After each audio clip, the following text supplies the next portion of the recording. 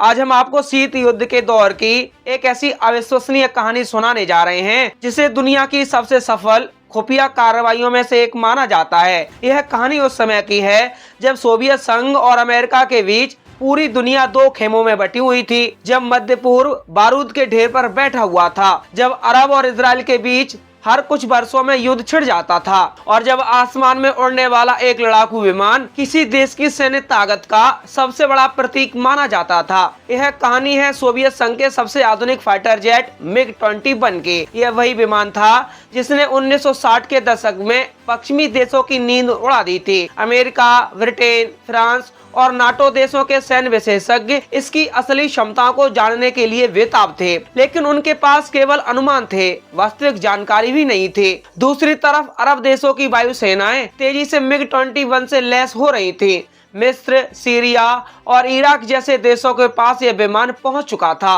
और इजराइल को डर था कि अगला युद्ध इसी विमान की बदौलत उसके लिए बेहद कठिन साबित हो सकता है। समस्या यह थी कि किसी भी पश्चिमी देश ने MiG-21 को करीब से नहीं देखा था। उसके रडार की क्षमता क्या थी, उसकी अधिकतम सीमा कितनी थी, उसकी कमजोरी कहाँ थी, उसकी ताकत क्या थी, हवाई युद्ध में उसका व्यवहार कैसा था, इन सवालों का जवाब किसी के पास नहीं था। पश्चिमी देशों के पास केवल तस्वीरें थी, कुछ उपग्रह चित्र थे और कुछ अनुमान थे, लेकिन युद्ध अनुमान से नहीं जीते जाते। इसी समय इजराइल की खुफिया एजेंसी मोसाद ने एक ऐसा मिशन शुरू किया जो बाद में ऑपरेशन डायमंड के नाम से प्रसिद्ध हुआ। यह मिशन इतना साहसी था कि यदि असफल हो जाता तो पूरे मध्य पूर्व में बड़ा कूटनीतिक संकट खड़ा हो सकता था, लेकिन यदि सफल होता तो इजराइल को एक ऐसा खजाना मिल जाता जिसकी कीमत अरबों डॉलर से भी अधिक थे। 1960 के शुरुआती वर्षों में इजरायली नेतृत्व को एहसास हो चुका था कि अगला अरब इजराइल युद्ध केवल सैनिकों की संख्या से नहीं बल्कि तकनीक से तय होगा। मिस्र के राष्ट्रपति गमाल अब्देल नासिर लगातार सोवियत संघ से हथियार खरीद रहे थे। सीरिया भी सोवियत हथियारों से अपनी सेना मजबूत कर रहा था। इराक भी उसी रास्ते पर निकल पड़ा था। इन सभी देशों के पास MiG-21 पहुंच चुका था। यह विमान उस समय की तकनीक का चमत्कार माना भी जाता था। MiG-21 की सबसे बड़ी ताकत उसकी गति थी। यह ध्वनि की गति से लगभग 2 गुना रफ्तार से उड़ सकता था। उसकी चढ़ाई की क्षमता शानदार थी। उसका आकार छोटा था जिससे रडार पर उसे पहचान पाना मुश्किल हो जाता था। वह तेजी से हमला कर सकता था और दुश्मन के लड़ाकू विमानों को चुनौती दे सकता था। यही कारण था कि पश्चिमी देशों में MiG-20 को लेकर एक रहस्यमयी भय पैदा हो गया था। मोसाद ने पहले इस विमान को हासिल करने की कई कोशिशें की। कुछ प्रयास मिस्र में भी किए गए, कुछ सीरिया में किए गए, लेकिन हर बार विफलता हाथ लगे। अरब देशों को भी इस बात का अंदाजा था कि इजराइल इस विमान में बेहद रुचि रखता है, इसीलिए सुरक्षा बेहद कड़ी थी। किसी भी पायलट पर संदेह होने पर उसे तुरंत हटा दिया जाता था, लेकिन खुफिया दुनिया में धैर्य सबसे बड़ा हथियार होता है। मोसाद ने वर्षों तक का इंतजार किया। एजेंटों ने अरब देशों में नेटवर्क बनाए, सैन्य अधिकारियों की गतिविधियों पर नजर रखी गई, पायलटों के निजी जीवन की जानकारी जुटाई गई। धीरे धीरे एक नाम सामने आया और वो नाम था मुनिर रेडफा का। मुनिर रेडफा इराकी वायुसेना के अनुभवी पायलट थे। वे असीरियन ईसाई समुदाय से आते थे। उस समय इराकी राजनीति में धार्मिक और जातीय तनाव मौजूद थे। रेडफा को महसूस होता था कि उन्हें केवल इसीलिए बराबरी का अवसर नहीं मिल रहा है क्योंकि वे बहुसंख्यक समुदाय से नहीं आते थे।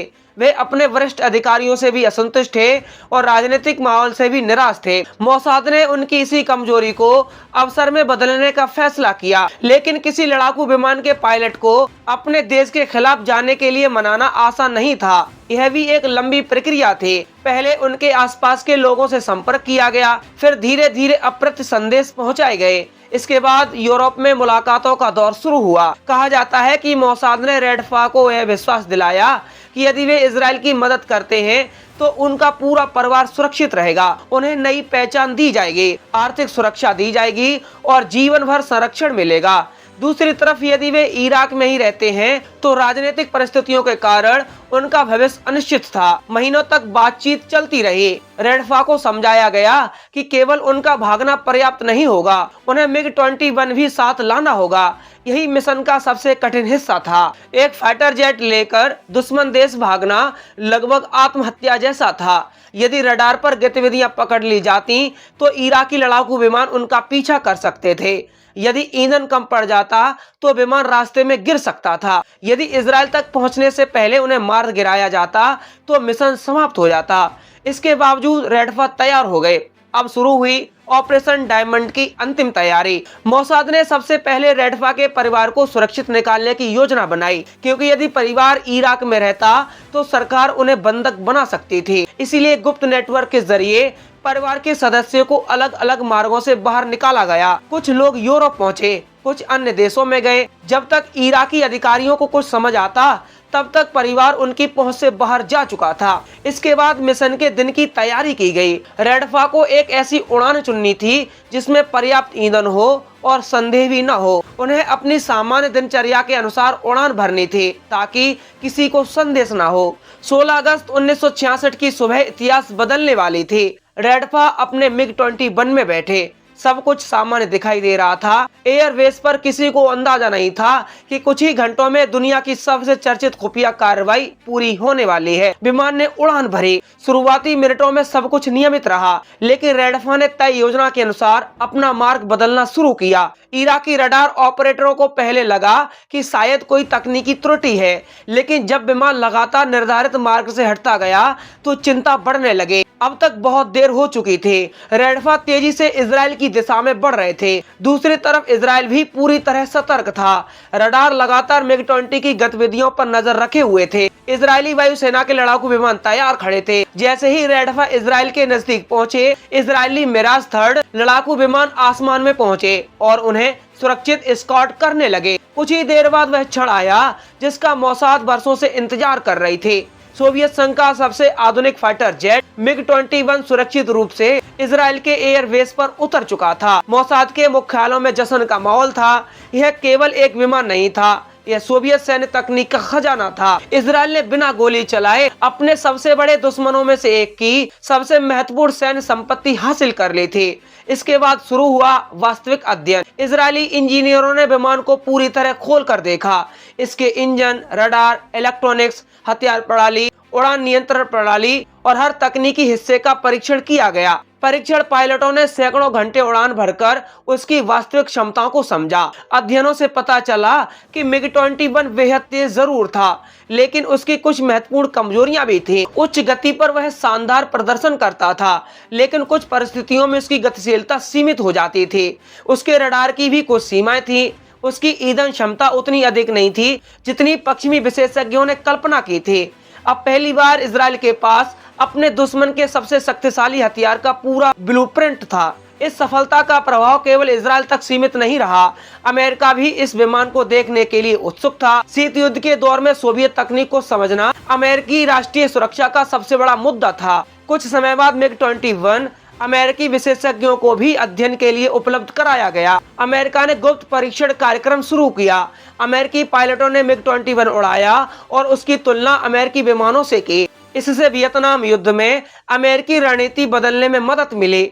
अमेरिकी वायुसेना को पहली बार पता चला कि सोवियत लड़ाकू विमान वास्तव में कैसे लड़ते हैं। कई सैन्य इतिहासकार मानते हैं कि ऑपरेशन डायमंड के कारण पश्चिमी देशों को जो जानकारी मिली उसने आने वाले वर्षों के हवाई युद्ध के सिद्धांतों को ही बदल दिया। प्रशिक्षण कार्यक्रम में बदलाव किए गए, नए हवाई युद्ध अभ्यास विकसित हुए। पायलटों को MiG-21 के खिलाफ लड़ने की विशेष ट्रेनिंग दी जाने लगी। 1967 में जब 6 दिवसीय युद्ध शुरू हुआ तो इजराइल पहले से कहीं अधिक तैयार था। उसके पायलट जानते थे कि MiG-21 की ताकत क्या है और कमजोरी भी क्या है। कई विशेषज्ञ मानते हैं कि ऑपरेशन डायमंड से मिली जानकारी ने इजराइल को महत्वपूर्ण सामरिक बढ़त दी। आज भी जब दुनिया के सबसे सफल खुफिया कार्रवाइयों की सूची बनाई जाती है तो ऑपरेशन डायमंड का नाम जरूर लिया जाता है। यह केवल जासूसी की कहानी नहीं है, यह धैर्य, रणनीति, मानव मनोविज्ञान और तकनीकी खुफिया जानकारी के महत्व की कहानी है। मोसाद ने न तो कोई बड़ा सैन्य हमला किया, न किसी देश पर युद्ध छेड़ा। उसने केवल सही व्यक्ति को खोजा, वर्षों तक भरोसा बनाया और सही समय पर ऐसा कदम उठाया जिसने वैश्विक सैन्य संतुलन को प्रभावित कर दिया। मुनीर रेडफा का नाम इतिहास में हमेशा के लिए दर्ज हो गया। कुछ लोगों की नजरों में तो वे गद्दार थे, तो कुछ की नजर में वे एक ऐसे व्यक्ति थे जिसने अपने परिवार की सुरक्षा और अपने भविष्य के लिए कठिन फैसला लिया। लेकिन इसमें कोई संदेह नहीं है कि उनके निर्णय ने शीत युद्ध के इतिहास की दिशा बदल दी। MiG-21 आज भले ही दुनिया का सबसे आधुनिक फाइटर जेट नहीं है, लेकिन 1960 के दशक में उसकी प्रतिष्ठा वैसी थी जैसे आज किसी 5वीं पीढ़ी के स्टील्थ फाइटर जेट की होती है। यही कारण है कि ऑपरेशन डायमंड को अक्सर उस मिशन के रूप में याद किया जाता है जिसमें मोसाद ने बिना युद्ध किए दुनिया के सबसे महत्वपूर्ण लड़ाकू विमानों से एक को हासिल कर लिया था।